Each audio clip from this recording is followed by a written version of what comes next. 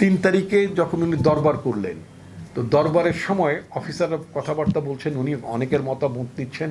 একজন সেনা officer, probably major বা লেফটেন্যান্ট কর্নেল এই লেভেলের হবেন কেউ, তিনি যখন একটা কোরআনের আয়াত পড়লেন, সে আয়াতটার মর্মার্থটা এটাই যে সেটা হচ্ছে তোমরা কোনো নিরীহ বা মানে যারা নির্দোষ তাদেরকে তোমরা নির্যাতন করবে না, বা এরকম, অর্থাৎ তাদের প্রতি নির্যাতন করবে না। কোরআন শরীফে গোলাগুলির কথা বা গুলি করার কথা নাই, মানে নির্যাতন করবেন, অহেতুক মানুষের প্রাণ সংহার করবেন। তো তখন সেনাপ্রধান বললেন আমিন। তো যখন শুনলাম তিনি বলেছেন আমিন, বুঝলাম কাম সারা। তার মানে সেনাবাহিনী আর শেখ হাসিনার কথায় গুলি করবে না। তো ছেলে মেয়েরা যদি একবার বোঝে, মানুষ যদি বোঝে যে সেনাবাহিনী আর গুলি করবে না, তাহলে তাকে রোখে কে? তাকে আর কেউ ঠেকাতে পারে? তো শাহবাগ থেকে গণভবনের দূরত্ব কতটুকু, এটা তো ছেলেপেলে মেপে ফেলেছে, জনগণ মেপে ফেলেছে যে কত কত কদম হাঁটলে গণভবন পর্যন্ত পৌঁছা যায়, কারণ সেনাবাহিনী তো গুলি করবে না। তো এটা বোঝার জন্য তো আইনস্টাইন হওয়ার দরকার নাই, এটা বোঝার জন্য ব্যারিস্টার ডক্টরেটের ডিগ্রি দরকার নেই। এটা সাধারণ মানুষ বোঝে যে তারা যদি গুলি না করতে ন্যাচারালি এই আন্দোলন ঠেকানো যাবে না।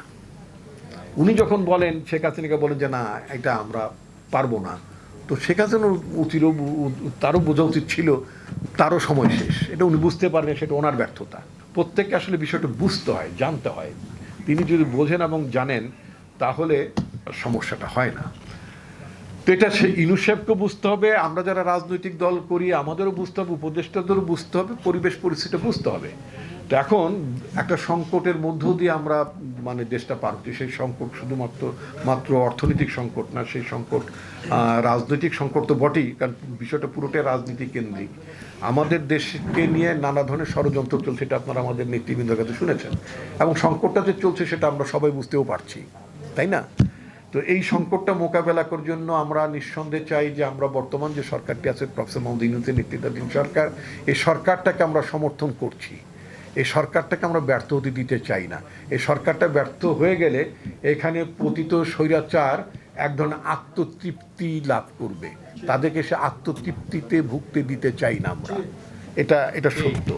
অ্যাট দ্য সেম টাইম রাজনৈতিক শক্তিকেও যেন কেউ আন্ডারমাইন না করেন, অর্থাৎ তাদেরকে যেন তুচ্ছ তাচ্ছিল্য করা না হয়, কারণ জনগণের শক্তি কিন্তু অনেক বড় শক্তি। আমরা যে 4টা বিভাগে যে বড় বড় জনসভাগুলো করলাম, তো একটা হিউজ নাম্বার অফ পিপল আমাদের মিটিংয়ে অ্যাটেন্ড করে।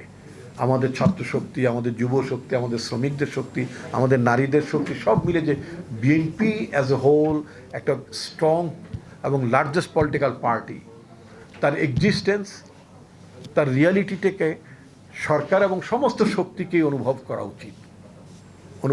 উচিত। সরকারকে আমরা সমর্থন করব, কেন করব? যে সরকার বাংলাদেশের ইন্ডিপেন্ডেন্স, সিকিউরিটিটাকে কনসলিডেট করবে, এবং একটা পতিত স্বৈরাচারের পতনের মধ্য দিয়ে সরকার গঠিত হয়েছে।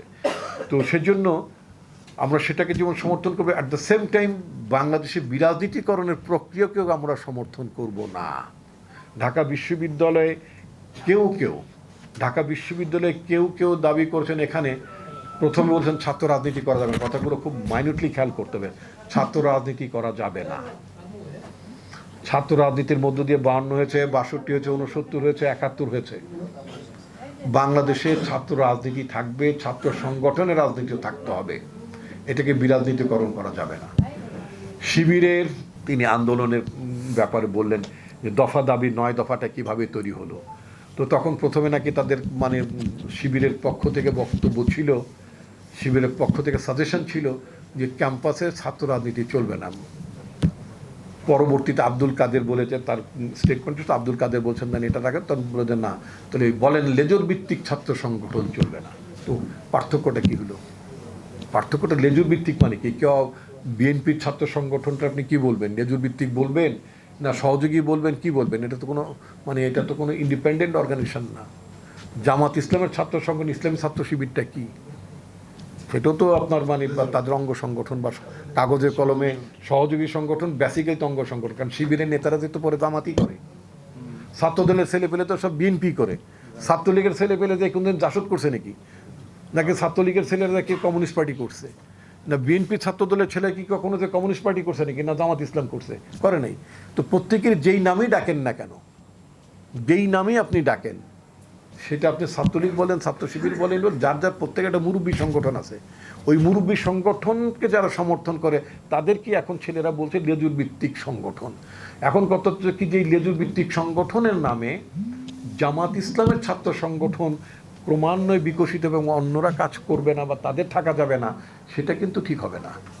এই ব্যাপারেও আমাদের বিষয়টা মানে নজর রাখতে হবে। কারণ হচ্ছে আপনি দেখবেন যে আমরা ইতিমধ্যেই দেখছি যে যারা যারা মানে কেউ কেউ বৈষম্য ট্যাগ বাদ দিয়ে তারা কেউ এখন যার যার শিবিরে ব্যাক করছেন।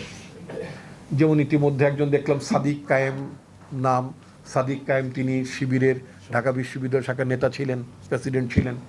তিনি বৈষম্য বিরোধী ছাত্র আন্দোলনের সমন্বয়ক ছিলেন।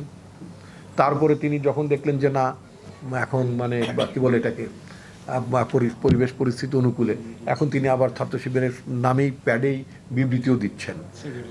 আবার সেক্রেটারি, নেতা প্রেসিডেন্ট দিয়েছে, এক্স প্রেসিডেন্ট সেক্রেটারিও আবার দিলেন। তো we don't know how many Shibir president, secretaries and workers belong to এই বৈষম্য ছাত্র বিরোধী আন্দোলন। এই বৈষম্য বিরোধী ছাত্র আন্দোলনের মধ্যে কতজন সাবেক শিবিরের প্রেসিডেন্ট, সেক্রেটারি বা শিবিরের নেতা কর্মী আছে উই ডোন্ট নো। আমরা জানি না এক্স্যাক্টলি ছাত্রলীগের কতজন বিভিন্ন পর্যায়ের নেতা, ছাত্রলীগের বিভিন্ন পর্যায়ের কতজন নেতা এই বৈষম্য বিরোধী ব্যানারে ঘাপটি মেরে আছে সেটাও আমরা জানি না। ইতিমধ্যে এক দুজন এক্সপোজড হয়েছে। এই যে ঢাকা বিশ্ববিদ্যালয়ে এফএইচ হলে যে আপনার তোফাজ্জল নামে যে আপনার একটা মানে মেন্টালি রিটার্ডের একটা মানে প্রতিবন্ধী ছেলে, যে মর্মান্তিক মানে হত্যাকাণ্ডের শিকার হয়েছেন যেই ছেলেটি, তার এই নির্মম মৃত্যুর জন্য তার এই আমি অত্যন্ত মানে শোকাবিহত, অত্যন্ত দুঃখিত যে আমার প্রিয় ক্যাম্পাসে এই ধরনের একটি অমানবিক ঘটনা ঘটেছে। কিন্তু এই অমানবিক ঘটনাটির হোতাটাকে, এই অমানবিক ঘটনার হোতাটা হচ্ছে একজন ছাত্রলীগের সাবেক নেতা, যিনি পরবর্তীতে বৈষম্য ছাত্র বিরোধী আন্দোলনের ছাতার তলে এসে সমন্বয়ক সেজে এই কুকর্মগুলো করেছেন।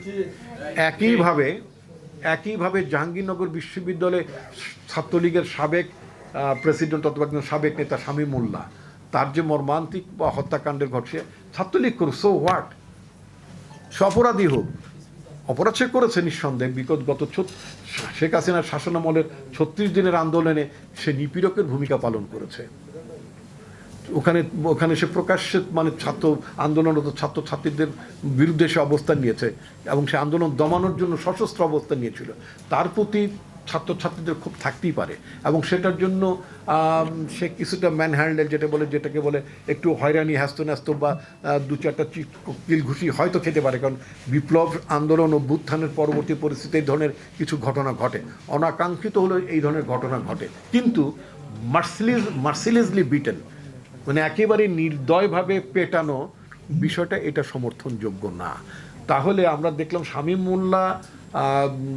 মোল্লা ইনিশিয়ালি মানে সাধারণ ছাত্রছাত্রীদের হাতে মানে সে ধরা পড়েছে, সে সামান্য আপনার কি বলে কিল ঘুষি খেয়েছে বটে, পরে তাকে ওখান থেকে ছেলেরা কিন্তু তুলে দিয়েছিল বিশ্ববিদ্যালয়ের সিকিউরিটি অফিসার সুদীপ্ত শাহিনের কাছে। Sudipta Shahin was recruited by the Awami League regime. Awami League আমলে সুদীপ্ত শাহিন মানে চাকরি পান, তিনি একজন ছাত্রলীগের সাবেক নেতা। তার কাছে শামীম মোল্লাকে অর্থাৎ ছাত্রলীগের সাবেক নেতাকে তুলে দেওয়া হয়। সেখান থেকে সুদীপ্ত শাহিন তাকে প্রায় তার কাস্টডিতে 4-5 ঘন্টা রাখে এবং 90 ছাত্রলীগ, আমরা ইদানিং একটা বিষয় মানে একটা ট্রেন্ড ফলো করছি আমরা, সেটা হচ্ছে আপনার এই পতিত স্বৈরাচারের কিছু এজেন্ট আছে। পতিত স্বৈরাচারের এজেন্টরা হঠাৎ করে এই মানে বিপ্লবী সেজে যে মারধর শুরু করছে, মানুষকে বোঝাতে চায় এরা অনেক বড় বিপ্লবী, আসলে এরা হচ্ছে স্বৈরাচারের দোসর এবং পতিত স্বৈরাচারের এজেন্ট। এই লোকগুলো মূলত আন্দোলনের সময় সরকারের দালাল হিসেবে এবং তৎকালীন ডিজিএফআই প্রতিষ্ঠানের নিয়োজিত এজেন্ট হিসেবে তারা ঢুকে সমন্বয়কে কেউ সমন্বয়ক সেজেছে। শেখ হাসিনার আমলে ডিজিএফআইয়ের এজেন্টরা কেউ সমন্বয়ক সেজেছে। আই মাস্ট সে, তার প্রমাণ হচ্ছে যে ওই যে এফএইচ হলে ছাত্রলীগের যে নেতা কি ছেলেটার নাম যাও যে জালাল, এই জালাল ডিজিএফআই রিক্রুটেড এজেন্ট আন্দোলনকে ব্যাহত করার জন্য, ভাবমূর্তি ক্ষতি করার জন্য সে বৈষম্য বিরোধীর ব্যানারের মধ্যে ঢুকে সমন্বয় সেজেছে, পরবর্তীতে আবার এই হত্যাকাণ্ড সংগঠন করেছে। সুতরাং actually we don't know how many agents Sheikh Hasina আমলে, হাউ মেনি এজেন্টস, কতজন এই ধরনের ডিজিএফের এজেন্ট বৈষম্য বিরোধী ছাত্র আন্দোলনের মধ্যে শেখ হাসিনা ঢুকিয়ে দিতে সমর্থ হয়েছিল। সুতরাং এখন যারা প্রকৃতপক্ষে যারা বৈষম্য বিরোধী ছাত্র আন্দোলন করছেন তাদের নেতাদের কাছে আমার অনুরোধ থাকবে, তারা যেন এই সমস্ত দালালদেরকে চিহ্নিত করে যদি বের না করে দিতে পারেন তাহলে দেশে আরও অনেক ধরনের অঘটন ঘটবে। সাভারে যে আপনার শ্রমিকদের অসন্তোষ, নানা ধরনের যে অসন্তোষের ঘটনাগুলো আমরা দেখছি, এগুলো সব আওয়ামী লীগের আমলে নিয়োজিত আপনার ডিজিএফআই এজেন্ট, বিভিন্ন বাহিনীর এজেন্ট ছিল। তো ওদের তো হাজার হাজার কোটি টাকা তারা লুটপাট করেছে। সুতরাং এই এজেন্টগুলোর ব্যাপারে আমাদের সবাইকে সতর্ক থাকতে হবে।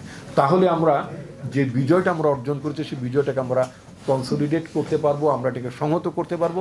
আদারওয়াইজ আমাদের জন্য অনেক বিপর্যয়ের সম্ভাবনা থাকবে। তবে আমি আশাবাদী যে বিপর্যয় হবে না, কারণ লক্ষ কোটি মানুষ যে আপনার বিপ্লবের পক্ষে থাকে, অভ্যুত্থানের পক্ষে থাকে, সেই বিপ্লব নস্যাৎ হয় না।